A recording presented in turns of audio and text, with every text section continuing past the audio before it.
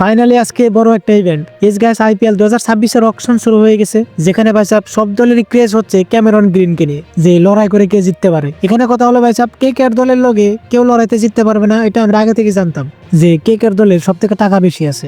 এখানে মজার ব্যাপার হলো যে ক্যামেরন গ্রিনের জন্য মুম্বাই ইন্ডিয়ান্সও তাদের পার্স ভ্যালুতে মাত্র 2.75 ক্রোড় থাকা সত্ত্বেও তারা 2.40-তে বিডিং করেছিল। দেখো আকাশ আমিনী লজ্জা হাসি থামাতে পারেনি। যাই হোক, পরে রাজস্থান রয়্যালস আর কেকেআর এর মধ্যে শুরু হয়ে যায় তীব্র বিডিং যুদ্ধ। শেষ পর্যন্ত রাজস্থান সিদ্ধান্ত নেয় যে তারা 13.60 কোটির বেশি যাবে না। তারপর আসল যুদ্ধ চলে সিএসকে ভার্সেস কেকেআর এর মধ্যে। লড়াই করতে করতে অবশেষে কেকেআর দলে 25.20 কোটি টাকা দিয়ে কিনে ফেলে। এটা স্বাভাবিক, কেকেআর যে ক্যামেরন গ্রিনকে নিয়ে নেবে এটা সবারই আগে থেকে জানা ছিল।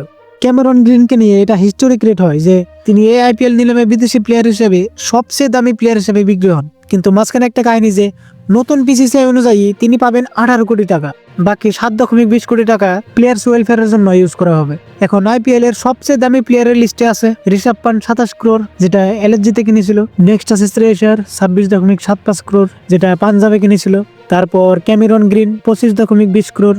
নেক্সট মিচেল স্টার্কও কেকেআর এ গিয়েছিল 24.75 ক্রোড় টাকায়। তারপর ভেঙ্কটেশ আয়ার 23.75 ক্রোড় টাকা গিয়েছিল কেকেআর দলে।